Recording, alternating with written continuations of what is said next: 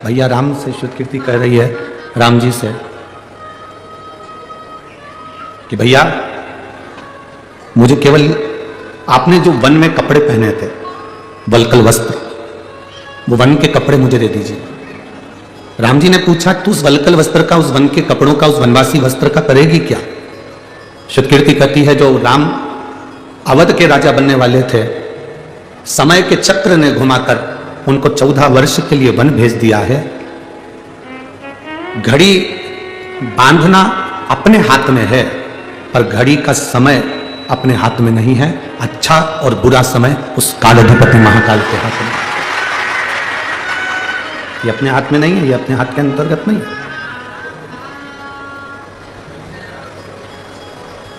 घड़ी बांधना अपने हाथ में हो सकता है, पर समय अपने हाथ में नहीं हो सकता। घड़ी देखना अपने हाथ में है, पर समय देखना अपने हाथ में नहीं हो सकता।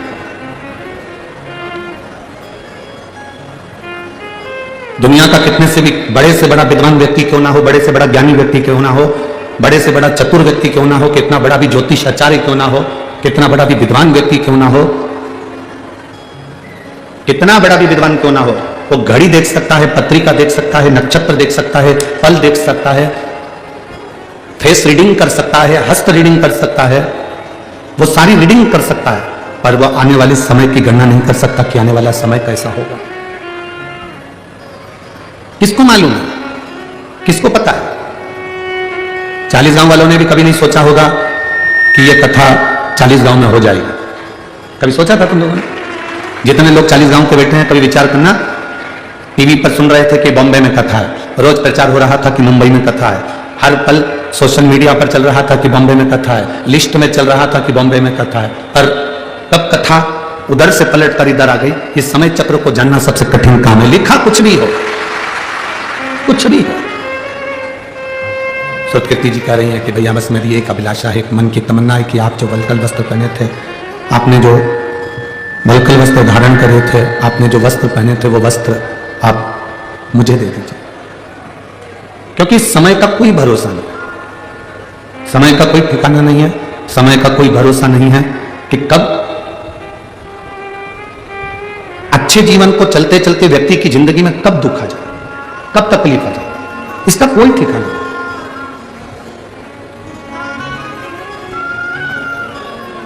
कई लोग कहते हैं गुरुजी हमारी जिंदगी में क्या दुख ही दुख है, हमारे जीवन में क्या तकलीफ है, हमारे जीवन में क्या कष्ट ही कष्ट है, हमारे जीवन में क्या परेशानी ही परेशानी है। हम उनसे कहते हैं तुम्हारे साथ रहने वाले लोग बदल जाते हैं, तुम्हारे दोस्त बदल जाते हैं, रोज भोजन करते हो तो सब्जी बदल जाती है, रोज महीने 2 महीने में तुम्हारे कपड़े बदल जाते हैं, 6-8 महीने में, साल भर में तुम्हारा जूता चप्पल बदल जाता है, 2-3 दिन में तुम्हारा फैशन बदल जाता है। बोलो सही है कि गलत है? जब कपड़े बदल सकते हैं, दोस्त बदल सकते हैं, हमारा फैशन बदल सकता है, हमारे चप्पल जूते बदल सकते हैं, पादुका बदल सकती है, तो इतना विश्वास मानकर चलना कि तुम्हारी जिंदगी में अगर दुख का समय चल रहा है तो वो भी एक दिन बदलेगा जरूर और सुख का समय आएगा जरूर। ऐसा नहीं कि दुख का समय बदलेगा, दुख का समय समाप्त नहीं होगा, तकलीफ का समय समाप्त नहीं होगा, कष्ट का समय समाप्त नहीं होगा। अच्छा समय आएगा, पर थोड़ा सा इंतजार हमको करना पड़ेगा। 500 वर्ष लगे, संघर्ष करते करते करते करते 500 वर्ष हो गए, और संघर्ष करते करते जब 500 वर्ष हुए, 500 वर्ष का संघर्ष करने के बाद राम अवध में वापिस विराजमान हो रहे हैं, तो ये हमको एक बल मिलता है कि जीवन में एक ना एक दिन पलटते जरूर है, एक ना एक दिन समय बदलेगा जरूर, निश्चित है बदलेगा।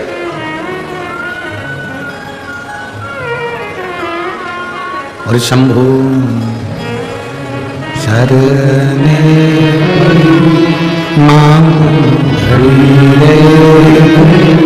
दुख काटो दया कर दर्शन। मिठास नहीं आ रही है, गला पकड़ रहा है। शंभु शरणे मांगो घड़ी रे दुख काटो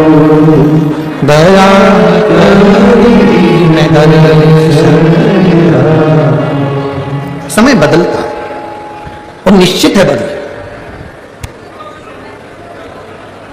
लोग कहते हैं गुरुजी शिव महापुराण क्या करती है? शिव महापुराण का कार्य क्या है? आप लोग लाखों की संख्या में पहुंचे हो। माननीय सांसद महोदय जी ने, श्री उन्मेष जी पाटिल जी,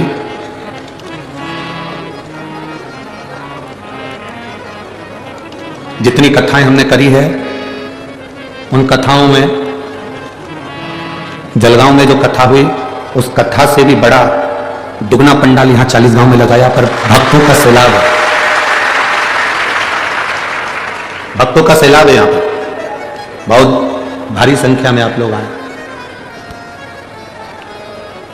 हम तो सोचे थे कि कई लोगों को तो सूचना ही नहीं मिली होगी कि 40 गांव में कथा है, तो हम आशीष से बोले थे कि 40 गांव में कथा है, कई लोगों को तो सूचना ही नहीं पहुंचेगी, सूचना ही नहीं मिलेगी।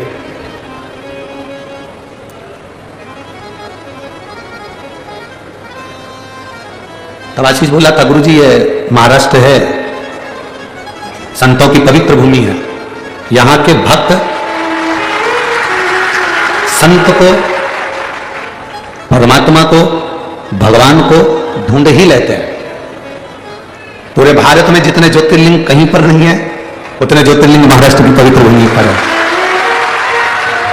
तो ये तो शिव की उदारता है, भगवान शंकर की करुणा है।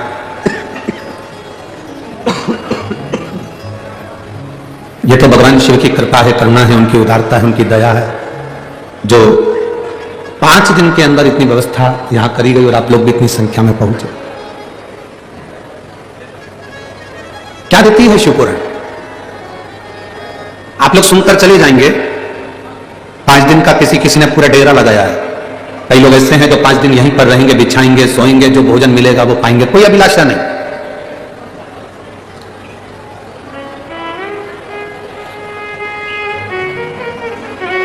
कोई कांच लेकर, कंगा लेकर कोई नहीं आया।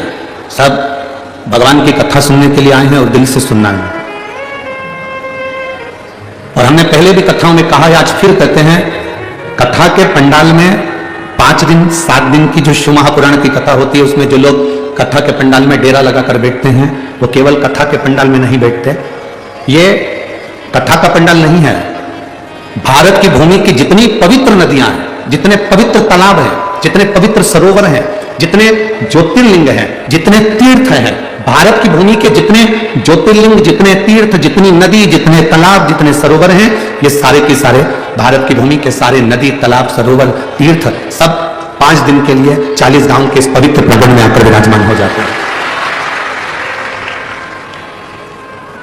आप केवल जाने के बाद ये मत कहा करो कि हम कथा सुनने गए थे। ना ना ना ना, आपको ये कहना है कि हम सारे तीर्थ यात्रा करने के लिए गए थे। पवित्र भूमि पर बैठकर हम तीर्थ यात्रा करें। और तेरी कृपा बिना न हिले एक भी लेके श्वास तेरी कृपा से हम पहुंचे हैं उस परमात्मा की कथा, भगवान की विरल भक्ति की कथा। शिव तत्व कह रहा है। क्या देती है शिव पुराण? क्या प्रदान करती है शिव महापुराण? शिव महापुराण की कथा में स्वयं वेदव्यास जी ने लिखा, उमाखंड के अंदर जो जीव भगवान की कथा को श्रवण करने के लिए शिव महापुराण के पंडाल में पहुंचता है और हृदय से कथा का रस स्वादन करता है, जिस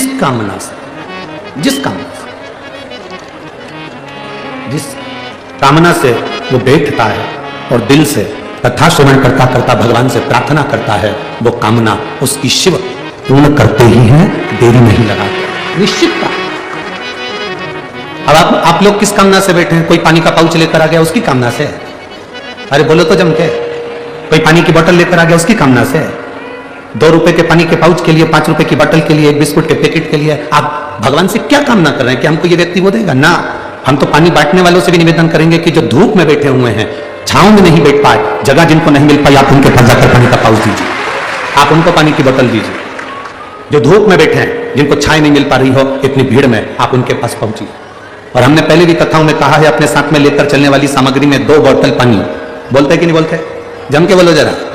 2 पानी की बोतल, 1 बिछाने का दरी, एक जम के बोलो जरा, छाता, कि मान लो कहीं टेंट लगा नहीं मिले और धूप बहुत तेज है तो अपने छाते में अपन किसी को ये 15 बाई 15 का टेंट लगाकर 200-500 रुपए की हम पंडाल लगाकर किसी को कथा नहीं सुना सकते तो कम से कम अपने छाते में 2 लोगों को बिठाकर कथा सुना सकते हैं। हम बड़ा भंडारा नहीं कर सकते तो अपने पानी की बोतल में से थोड़ा सा पानी किसी को पिला सकते हैं। अपनी व्यवस्था खुद लेकर चलो। हम थोड़ी सी आस किसी से ना लगाएं, क्योंकि हम भगवान शिव की कथा सुनने बैठे, हम उससे आस लगाकर बैठे। हम जितनी देर कथा में बैठे उतनी देर हमें उस परमात्मा से आस लगाकर बैठना।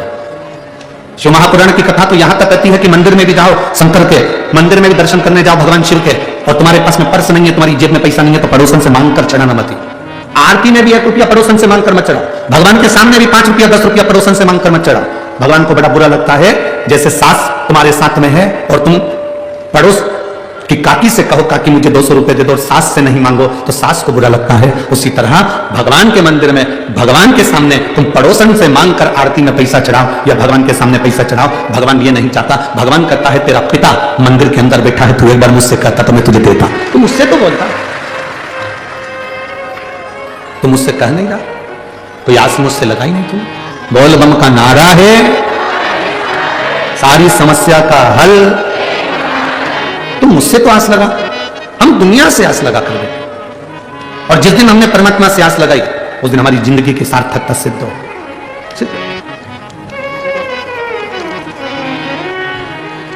दिल से सुनो, थोड़ी फाइल मोटी होगी, कष्ट ज्यादा होंगे, तकलीफें होंगी, थोड़ा समय लग सकता है कष्ट को मिटाने में, पर अगर आपने 1 लोटा जल देवादिदेव महादेव को चढ़ाना प्रारंभ करा है तो वो जल खाली नहीं जा सकता, वो जल खाली नहीं जाएगा। थोड़ा तकलीफ आ सकती है, एक सिद्धता का भाव अपने भीतर प्रकट करो, जैसे देवराज नाम का ब्राह्मण चोर है, धन नहीं है, पैसा नहीं है, चोरी का धन लेकर आया है और वो धन लेकर शिव जी के मंदिर में पहुंच जाता है। इसको भी नहीं मालूम कि मेरी माता शंकर के मंदिर में 1 लोटा जल चढ़ाती रहे। आप में से कई माताएं ऐसी बैठी हैं, आप में से कई भाई ऐसे बैठे हैं कि घर के लोगों को भी मालूम नहीं पड़ने देती कि किसको साड़ी दिला देती है, कौन बहन बेटी को पांव की पायल दिला देती है, किसको पानी पिला देती है, किसको भोजन करा देती है, भूखे को अन्न का दान दे देती है, पर किसी को मालूम नहीं पड़ने देती। आप में से कई माताएं ऐसी बैठी, आप में से कई भाई लोग ऐसे बैठे हैं कि किसी को नहीं मालूम पड़ने देते कि कब कौन सा पुण्य कर चले जाते। अपने हाथों से अपन सत्कर्म करते चले। कौन देख रहा है हमें उससे मतलब नहीं, कौन हमको देखा उससे मतलब नहीं, कौन हमको पूछा उससे मतलब नहीं, कौन हमको चाहा उससे मतलब नहीं। हमें तो ये मतलब होना चाहिए कि हमें किसी भूखे को भोजन करा दिया, प्यासे को पानी पिला दिया। मूल वही है। देवराज को नहीं मालूम था कि मेरी माता शिव जी को 1 लोटा जल चढ़ाती है। शायद आप लोगों को भी नहीं मालूम होगा कि शंकर जी पर 1 लोटा जल चढ़ाने का फल क्या है।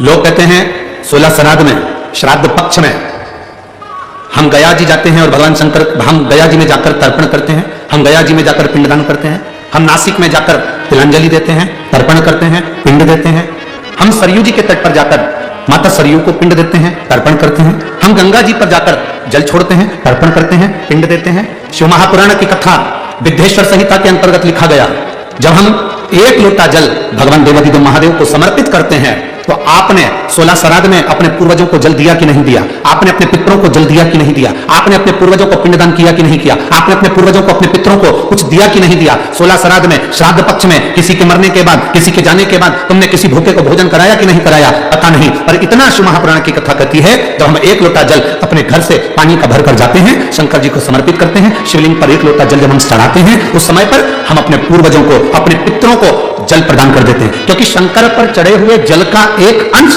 हमारे पितरों को, हमारे पूर्वजों को भी मिलता है, जिससे हमारे पितर हमें आशीर्वाद देते हुए हमारी जिंदगी की एक राह अपने आप प्रशस्त होती है, एक राह प्रशस्त हो जाती है। हम वो जल जो शिव जी को समर्पित कर रहे हैं, भगवान शंकर को, भगवान देवादिदेव महादेव को समर्पित कर रहे हैं, वो जल खाली नहीं जाता। का दिया गया एक लोटा जल आपके पूर्वजों के हिस्से में भी जाता है। शिव जी पर चढ़ाए गए एक लोटे जल में से एक अंश आपके पितरों को भी प्राप्त होगा। अच्छा चलो एक बात आपसे पूछें, 40 गांव वाले सब उत्तर देना जरा अच्छे से, हो बड़ा ध्यान से उत्तर देना, बहुत सावधानी से।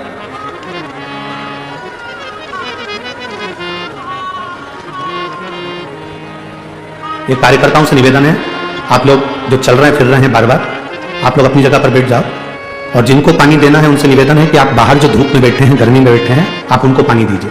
और जितने कार्यकर्ता खड़े हैं वो सब बैठ जाएं, कोई भी कार्यकर्ता खड़े नहीं रहेगा। यहाँ जितने भक्त कथा सुनने आए हैं ये सब शंकर के भक्त हैं, ये अपने आप व्यवस्था जमा लेते हैं। बार बार जाने आने का काम खत्म करिए और आप लोग बैठकर कथा का आनंद लीजिए। यदि किसी का स्वास्थ्य खराब होता है तो उसके लिए वहां पर कार्यकर्ता खड़े होंगे, वो स्वयं व्यवस्था कर लेंगे। आप लोग अपनी जगह पर बैठकर कथा का लाभ लीजिए। 40 गांव में ये बार बार कथा नहीं मिलने वाली है। आज पहला दिन चले जाएगा, 4 दिन की कथा में, आखिरी दिन सुबह का टाइम हो जाएगा, चले जाएंगे। महाराज जी 3-4 दिन की कथा आप लोगों को प्राप्त होगी। आप क्यों अपना आनंद छोड़कर यहां वहां भटक रहे हो? दिल से सुनो, दिल से। और हम आपसे भी कहते हैं, आपको कार्यकर्ता की जरूरत है कि महादेव की जरूरत है? जम के तो बोलो जरा, बस। तो फिर बड़े प्रेम से आनंद से बैठकर कथा सुनो। एक प्रश्न आपके भीतर, शिव महापुराण की कथा कहती है, विदेश्वर संहिता कहती है कि एक लोटा जल जब महादेव को चढ़ाते हैं, शिव जी को समर्पित करते हैं, तो उसमें से एक अंश पितरों के पास चले गया, एक अंश पूर्वजों के पास चले गया, एक अंश वास्तुशास्त्र के वास्तु के देवता के पास चले गया, एक अंश नारायण के पास चले गया, एक अंश ब्रह्मा जी के पास चले गया, एक अंश इंद्र के पास चले गया। विदेश्वर संहिता कहती है कि शंकर जी पर समर्पित जल के 33 कोटि देवी देवताओं के हिस्से हो जाते हैं केवल एक लोटे जल में से, एक लोटा जल में से 33 कोटि देवताओं के हिस्से हो जाते हैं एक लोटा जल में से। अब आपसे प्रश्न यह है, जब से शिव महापुराण की कथा टीवी पर चालू हुई, जब से शिव महापुराण की कथा भारत के लोगों ने, विश्व के लोगों ने सुनना प्रारंभ करा, जब से शिव महापुराण की कथा लोग श्रवण करना प्रारंभ करे, सुनना प्रारंभ करे,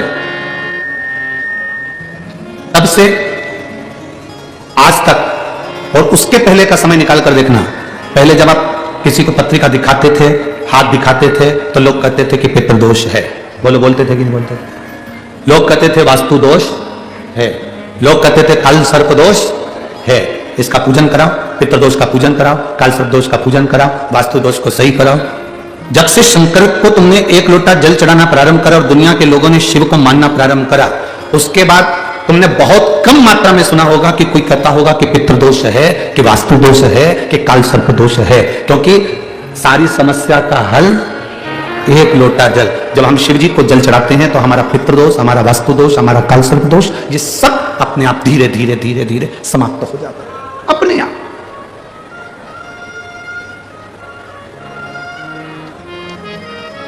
धीरे धीरे समाप्त,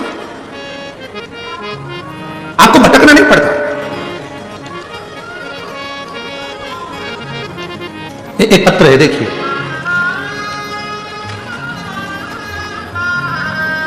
मेरा नाम ज्योति भूषण भोलाने, धूले रोड, पोस्टल कॉलोनी, 40 गांव। कहीं बैठे हैं क्या? कहीं बैठे हो तो हाथ हिलाइएगा। बच्चा आया है साथ में? बाबू आया है साथ में? नहीं, ले आओ इसको, ले आओ।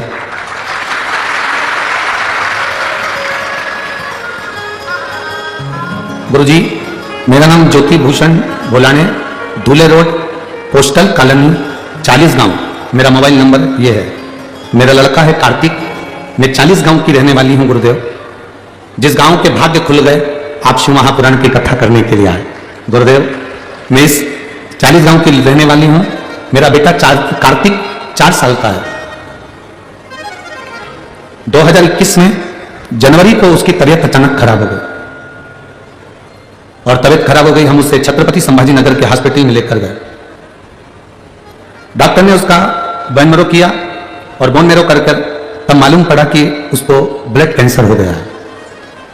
मेरे 4 साल के बच्चे को जैसे ही ब्लड कैंसर का सुना, तब बहुत हम लोग घबरा गए और उसे तुरंत नासिक के नमो हॉस्पिटल में लेकर गए। वहां 3-3 महीने में 7 बार उसको केमो किया गया, साथ में आयुर्वेदिक दवा भी देते रहे, लेकिन उससे भी कोई आराम नहीं मिला। आप लोग पत्र को एलईडी पर, आस्था चैनल पर या फेसबुक, यूट्यूब पर हमारे साथ में पढ़ सकते हैं। जितने भी लोग यहाँ पर पंडाल में बैठे हैं, आपकी एलईडी पर भी यह पत्र चल रहा होगा, आप उस पत्र को पढ़ सकते हैं। मेरा नाम ज्योति भूषण भोल के, धुले रोड, पोस्टर कॉलोनी, 40 गांव। मेरा मोबाइल नंबर यह है। मेरा लड़का कार्तिक 4 साल का है, जिसकी तबीयत खराब हुई, हमने उसे छत्रपति संभाजी नगर हॉस्पिटल में दिखाया तो मालूम पड़ा कि उसको ब्लड कैंसर हो गया। हम बहुत घबरा गए, उसकी कीमो चालू हो गया। 4 साल के बच्चे के कीमो, गुरुदेव, बड़ा बड़ा कैंसर का मरीज कीमो नहीं झेल पाता, पर मेरा बेटा 4 साल का कीमो झेल रहा था। 7 बार उसके कीमो हुए, आराम नहीं मिला। डॉक्टरों ने कहा कि उसके शरीर में सिर्फ 1% खून बचा है और उसकी कोई गारंटी नहीं है, तुम इसको घर ले जाओ। तो हम इसको घर ले जाओ और घर पर जितनी सेवा कर सकते हो उतनी करो। अब इस बच्चे की कोई उम्र भी नहीं लगती। गुरुदेव, हम लोग बहुत घबरा गए।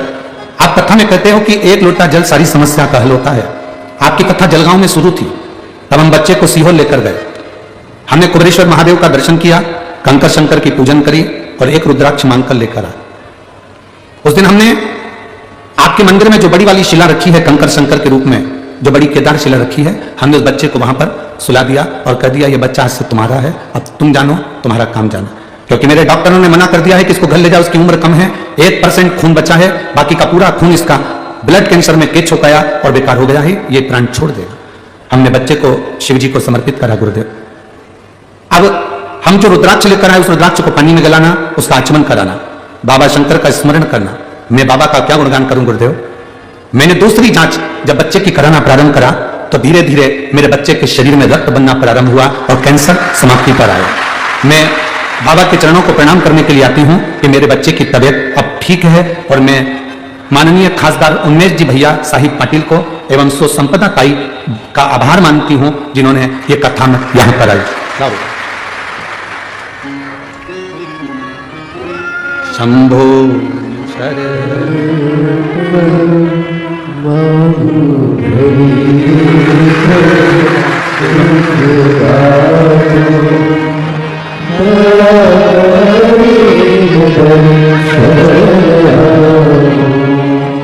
शंभो शरण करी मांगो धरी शिव कृपा और तेरी कृपा बिना वो कृपा करता है। आप 1 लोटा जल जरूर चढ़ा रहे हो, पर वो 1 लोटा जल का थोड़ा थोड़ा अंश सब जगह जा रहा है और उसका फल भी मिल रहा है। अरे लुटा दिया भंडार काशी वाले, कर दिया काशी वाले। ये प्रभु कृपा से क्या देती है शिव पुराण। उस बहन ने लिखा,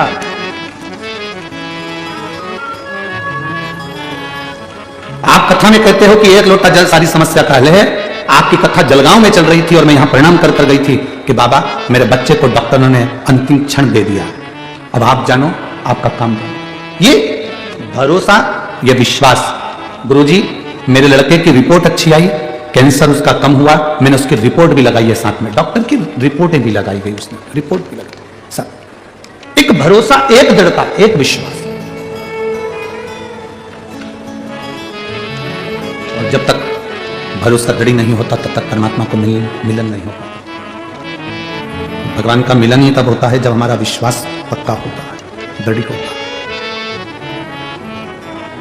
लोग कहते क्या देता है शिव महापुराण की कथा। हम कहते हैं जो पंडाल में बैठकर दिल से सुन लेते हैं, दिल से उसको अपना मानकर श्रवण करते हैं, वो क्या देगा वो वही जान सकता है। और इतना जरूर है, खाली नहीं छोड़ेगा, खाली नहीं छोड़ेगा। आप उसके भरोसे में कथा का श्रवण कर कर अपनी जिंदगी की सार्थकता को सिद्ध करेंगे। आपका फर्ज है, आप कथा सुनने बैठते हो, दूर दूर से 200-500 रुपए खर्च कर कर आते हो, बहुत सवेरे से धक्के खाकर जगह संभाल कर बैठते हो, और कोई तुम्हारे आसपास में आकर तुम्हारे बार बार इधर घूमे उधर घूमे उधर घूमे उधर घूमे, कहीं ये सामान कहीं वो सामान, तुम्हें उसके पांव पड़ करके देना चाहिए तुम बाहर निकल जा, हमें कथा सुनने दो। हम तुम्हारा ये सामान को बाहर भी खरीद सकते हैं, हम तुमसे बाहर भी मिल सकते हैं, हम तुमसे बाहर भी ले सकते हैं, हमको कथा सुनने दो, हमें कथा सुनना है, हमें तुमसे मतलब है, हमें कथा सुनना है। एक विश्वास को पैदा करिए अपने अंदर, भरोसे की दृढ़ता को बनाइए, और जिस दिन तुम्हारा भरोसा दृढ़ होगा उस दिन तुम्हें अपने आप फल की प्राप्ति हो जाएगी। अपने शिव कथा कर रहे, भगवान शंकर का संवाद कर रहे। तीन चीजें अपने जीवन में आती है, परीक्षा, समीक्षा और प्रतीक्षा। कौन कौन सी तीन चीजें हैं? पहले नंबर पर जम के बोलो जरा, परीक्षा, दूसरे नंबर पर समीक्षा और तीसरे नंबर पर प्रतीक्षा। ये तीन चीजें हमारे सामने। पहले नंबर पर परीक्षा है। परमात्मा की कभी परीक्षा मत लो। हम दुनिया के लोगों को छोड़कर भगवान की परीक्षा लेने में बैठे हैं। आप में से कई लोग ऐसे होंगे जिनके पास में आप शंकर जी को जल चढ़ाने जाते होंगे तो लोग आकर आपके पास में खड़े होकर कहते होंगे, क्या तेरे भगवान में दम हो तो करके बता दे, तेरे भगवान में अगर कुछ है तो कर बता। कई लोग ऐसे होंगे जो भगवान पर उंगली उठाएंगे।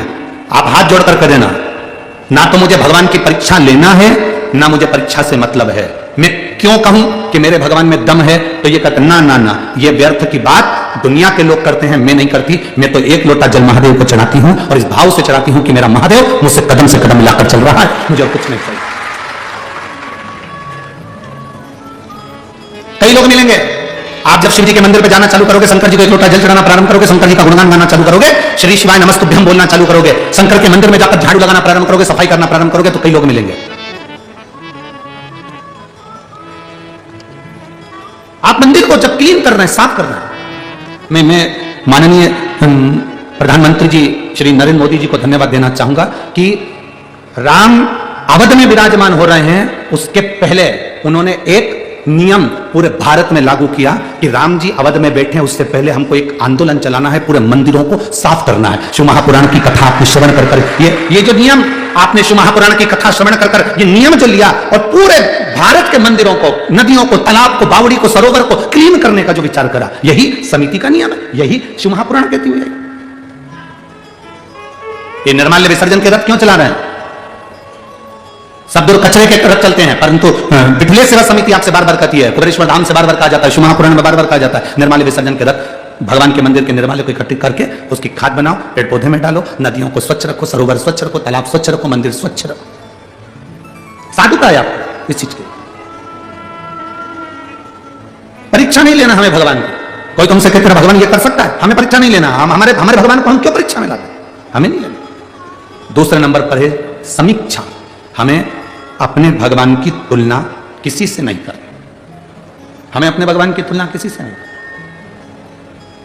आप अपने लड़के से, आप अपनी बेटी से, आप अपने मुलगा से, आप अपनी मुलगी से, आप अपने बेटे से, आप अपनी बेटी से दूसरे की तुलना मत करो। उसके लड़के को देख ले उसने ऐसा कर दिया, उसके बेटी को देख ले उसने ऐसा कर दिया। नहीं, हमें अपने बेटा बेटी को ऐसा बनाना है कि दुनिया हमारे बेटा बेटी से प्रेरणा लेके उसके बेटा बेटी को देखो उसने ऐसा कर दिया।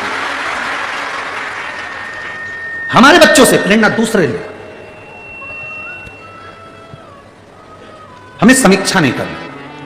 हमें दो चीजें नहीं करना, तीन चीजें हैं। पहले परीक्षा, दूसरी समीक्षा और तीसरी प्रतीक्षा। हमें तीन चीजों में से दो चीजें छोड़ देना। भगवान की पहली, भगवान की परीक्षा नहीं लेना। दूसरे नंबर पर हमें भगवान की किसी से होड़ नहीं करना, समीक्षा नहीं करना। हमें करना क्या है? तो तीन चीजों में सबसे आखिरी की जो चीज है क्या, जम के बोलो जरा, प्रतीक्षा। हमें इंतजार करना है। मैंने मेरे बाबा को पुकारा है, मेरा बाबा मेरे दुख हरने आएगा। जैसे शबरी राम जी का इंतजार करती रही, प्रतीक्षा करती रही तो राम आए। शबरी राम जी का इंतजार करती रही तो राम आए। काशी में बैठकर नंदी इंतजार करता रहा तो काशी में विश्वनाथ का मंदिर में शिवलिंग प्रकट होना ही पड़ा। प्रतीक्षा, एक प्रतीक्षा। कौशल्या जी प्रतीक्षा करी, राम आए। भारतवासियों ने प्रतीक्षा करी, 500 साल लग गए, भले लग गए, पर राम अवध में आए। ये प्रतीक्षा है। हमें प्रतीक्षा रखा, करो आएगा।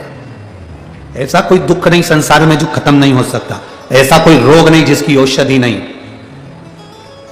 ऐसा कोई दुख नहीं जो मिट नहीं सकता, मिटेगा। बस थोड़ा इंतजार करें, थोड़ा प्रतीक्षा करना पड़ेगा। आप जितनी प्रतीक्षा करोगे ना उसमें आपको फल की प्राप्ति होगी, मिलेगा।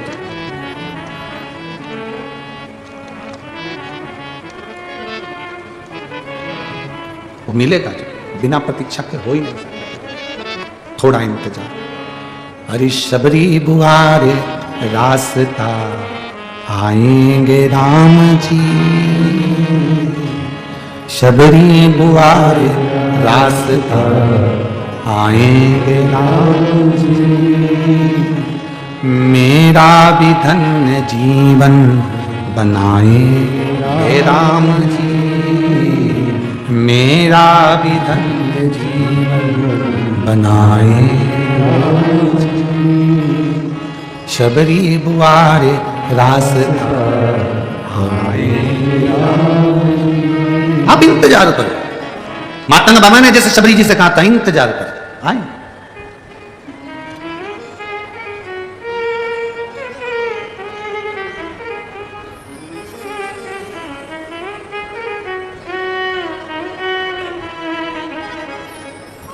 वो इंतजार करोगे मिलेगा जो। ऐसा क्या है जो नहीं मिल सकता? क्या है जो ना मिलेगा? मिलेगा, थोड़ी प्रतीक्षा करना पड़ेगा। कोई कहे तुमसे शिव जी के मंदिर जाना से क्या होगा, शंकर जी को जल चढ़ाने से क्या होगा, थोड़ा इंतजार करना है। 1 महीना 2 महीना 3 महीना नहीं, थोड़ा। अगर फाइल मोटी है, तकलीफ ज्यादा है, कष्ट ज्यादा है, थोड़ा इंतजार करो, चढ़ाते रहो, शिव जी के दरवाजे जाते रहो। आपसे एक बात पूछें, आपके घर में पत्थर लगा होगा, उस पत्थर पर कोई दाग लग गया, उस दाग को साफ करना है तो 1 दिन में साफ नहीं हो रहा, या तुमने बार्निश से कोई पेंटिंग कर दी, बार्निश से पत्थर के ऊपर, वो छूटी नहीं रही, तो तुम क्या करती हो, उसमें थोड़ा सा घासलेट का तेल डालकर, तारपिन का तेल डालकर छुड़ा, नहीं छूटता, सर्फ डालकर छुड़ाती, सर्फ से भी नहीं छूटता, फिर क्या करती हो, कोई नींबू का रस डालकर छुड़ाती, फिर भी नहीं छूटा, फिर कुछ डाला, फिर कहा अब 2-4 दिन के बाद में फिर घिसूंगी, फिर 2-4 दिन के बाद फिर घसने बैठी, फिर घसना, फिर नहीं छूटा, फिर 2-4 दिन के बाद घस, रोज घस रही है, रोज उसे घिस रही है, रोज साफ कर रही है। तो ईमानदारी से बोलो, एक दिन वो साफ होगा कि नहीं होगा? अरे बोलो तो जम के, होगा ना। जब तुम रोज घिसोगे तो वो साफ होगा। उसी तरह तुम्हारा दुख बहुत बड़ा है, तुम रोज रोज 1 लोटा जल महादेव को चढ़ाओगे तो वो दुख साफ जरूर होगा। बोल बम का नारा है, इतना धीमा बोलोगे तो कल्याण तुम्हारा है। थोड़ा दमदारी से बोलो, बोल बम का नारा है, सारी समस्या का हल, आपका दुख कटेगा जरूर। थोड़ा समय लग सकता, थोड़ा सा। गाड़ी चलाना आती है आप लोगों को? किस किस को आती है? जरा हाथ उठाओ, जिसको आती है हाथ उठाओ जरा। आती है सबको? हाँ ठीक है। अच्छा ड्राइवर कौन सा है?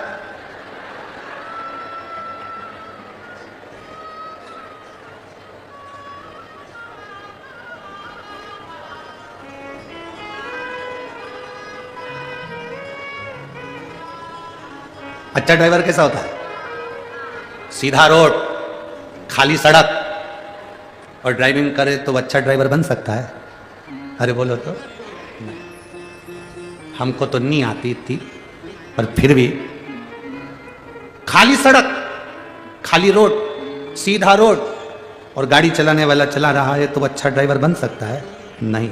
अच्छा ड्राइवर कौन बनेगा कि सड़क भरी हो, टर्न भी बहुत सारे हों, मोड़ भी हों, स्पीड ब्रेकर भी हों, खड्डे भी हों और रोड पर पब्लिक भी हो, और फिर गाड़ी चला, चारों तरफ से फंसा हुआ है और गाड़ी slow slow slow slow slow slow आराम से टर्न में इधर उधर बचाते हुए, खाली रोड पर, खाली सड़क पर, सीधी रोड पर तो कोई भी गाड़ी चला सकता है। सही ड्राइवर वो है जो भीड़ में से, टर्न पर, मोड़ पर, तकलीफों में से, जो भीड़ में से अपनी गाड़ी को निकाल कर ले जाए, वो सही ड्राइवर है। उसी तरह जिंदगी में और ड्राइविंग में, ये दोनों में एक जैसा काम है। सीधी सीधी रोड पर जिंदगी चले वो एक अलग बात है, पर सबसे आगे कौन पहुंचता है? अच्छा ड्राइवर कौन बनता है? जो जिंदगी में कितनी भी तकलीफ आए, और उस तकलीफ को झेलता हुआ आगे बढ़ता चले जाए, वो सबसे जोरदार ड्राइवर बन सकता है, वो सबसे श्रेष्ठ बन सकता है। चले जाओ। अब ये खाली रास्ते में तो कोई भी ये अब ये पंडाल देखो, पंडाल के बीच में ये खाली रास्ता है, बीच में ये खाली रास्ता, इसमें से तो कोई भी चल ले। अब तुम ये इतनी पब्लिक बैठी इसके बीच में चल के बता, दो चार तो नोच ही देंगे। चल चल के बता, चल लेते हैं। अभी एक पत्र तुम्हारे जलगांव का, एक पत्र था पहले, हम जलगांव में उसको पढ़े नहीं थे, परंतु क्योंकि जलगांव में कथा वाचना थी तो हम आप पढ़ दें तो अच्छी बात थोड़ी ना। तो जलगांव का पत्र याद आया तो हम तुम्हें सुना दिए। एक माता ने एक छोटा सा पुस्ते के टुकड़े पर पत्र लिख कर भेजा था। उसने कहा हम जहां बैठ के कथा सुन रहे हैं, ये हम जितनी माताएं बैठी हैं ये हमें नोच देती है, नोच देती। अब उसमें उसका मोबाइल नंबर भी लिखा था। तो हमने वो आशीष से कहा कि इसके नीचे पत्र रखें, उसमें एक पत्र छोटा सा पुस्ते का है, उसको निकाल के लाना। उसमें वो माता ने लिखा है हम कथा सुनने बैठ के हमारी पड़ोसन हमको नोच देती। तो हम जरा पूछे तो सही कि वो कहाँ बैठी है। तो इन्होंने पत्र पढ़ा, उसको मोबाइल करा, तुम कहाँ बैठी हो पंडाल में? तो उन्होंने कहा यहाँ बैठी। फिर कार्यकर्ताओं को साथ में, जलगांव के 2-3 कार्यकर्ताओं के साथ समिति के, बिटले सेवा समिति के भी कार्यकर्ता गए। फिर उनसे पूछा आपका पत्र है? हाँ। आपने लिखा है पड़ोसन हमको नोच देती है। तो क्यों नोचती है? तो वो कहने लगी मैं तो चुपचाप बैठी रहती हूँ, कथा सुनती हूँ, इसके बाद भी ये सब नोच देती है। अब ये तो इतना सा बोली और जितनी उसके पास बैठी थी 50-60 सब खड़ी हो गई। ओ बाबा हमारी सुनो।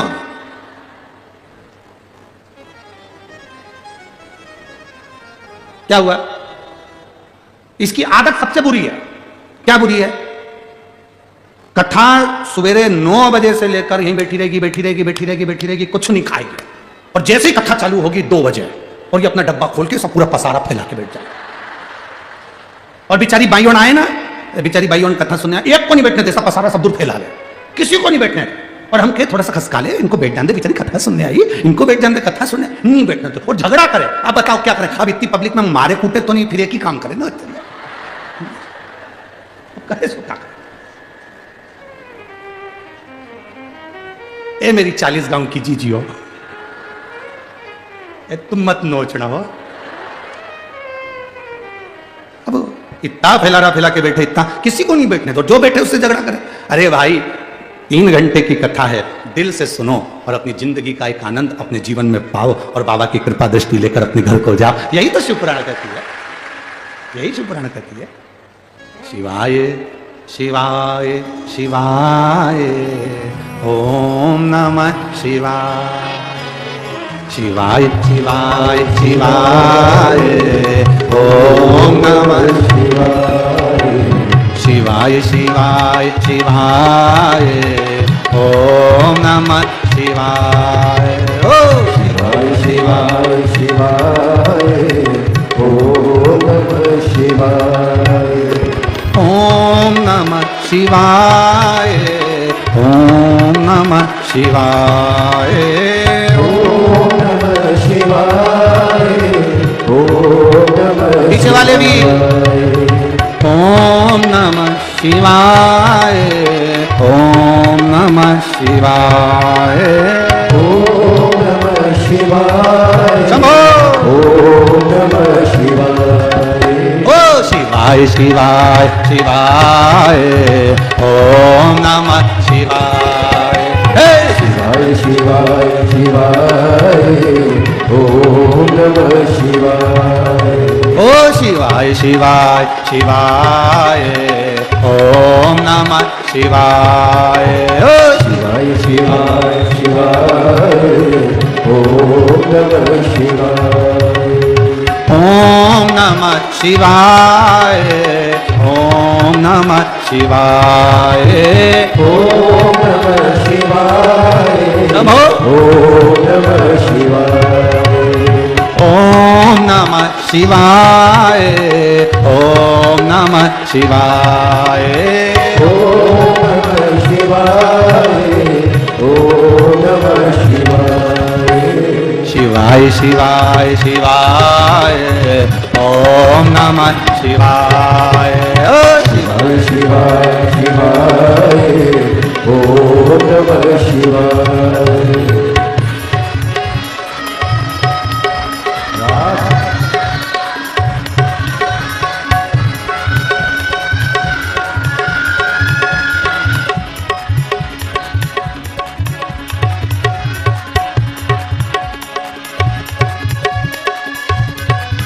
जय हो राज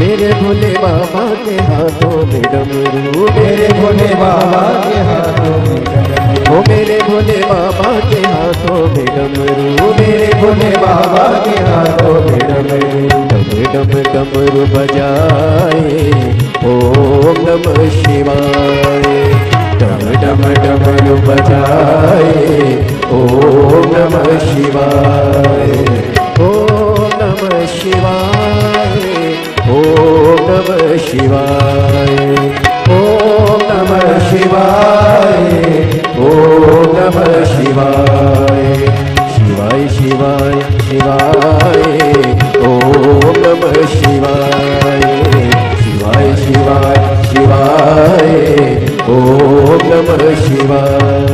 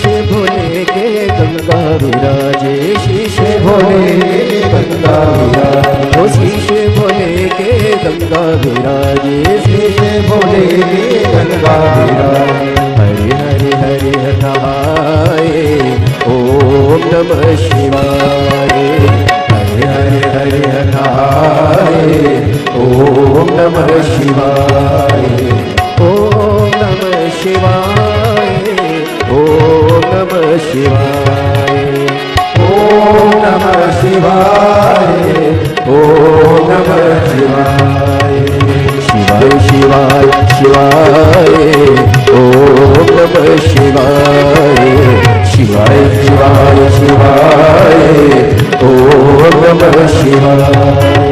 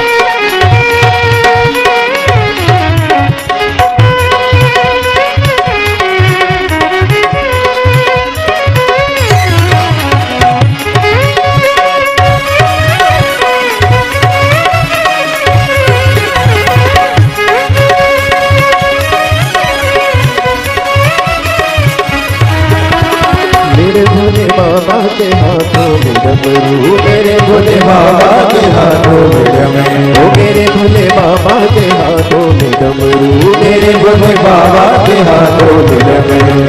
डम डम डमरू बजाए, ओम नमः शिवाय। डम डम डमरू बजाए, ओम नमः शिवाय। ओम नमः शिवाय, ओम नमः शिवाय। ओम नमः शिवाय, ओम नमः शिवाय। शिवाय शिवाय शिवाय, ओम नमः शिवाय। शिवाय शिवाय शिवाय, ओम नमः शिवाय।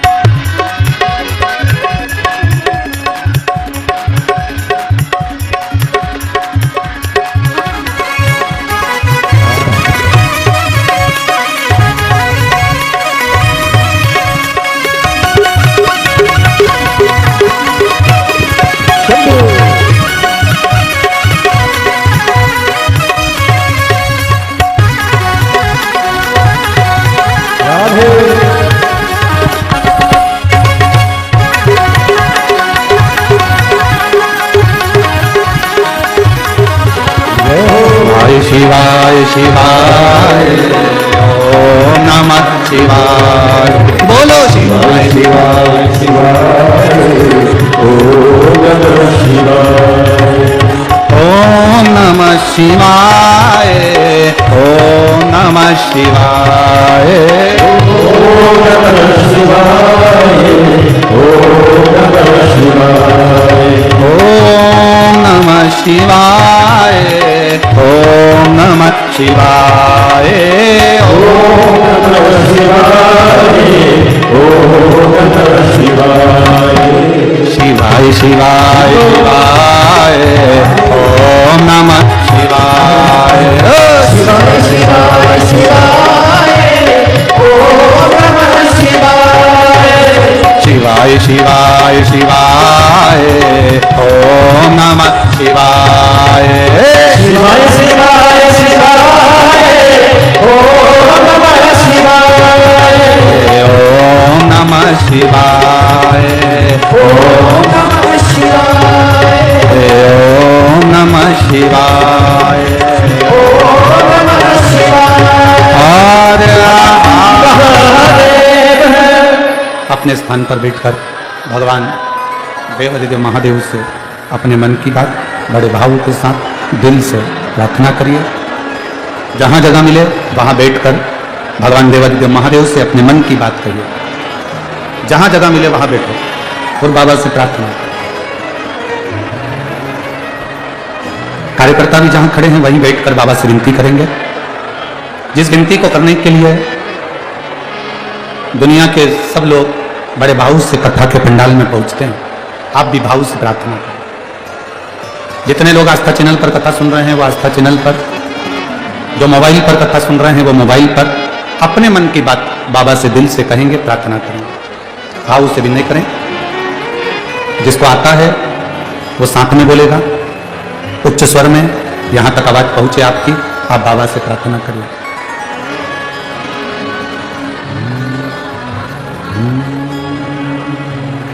श्री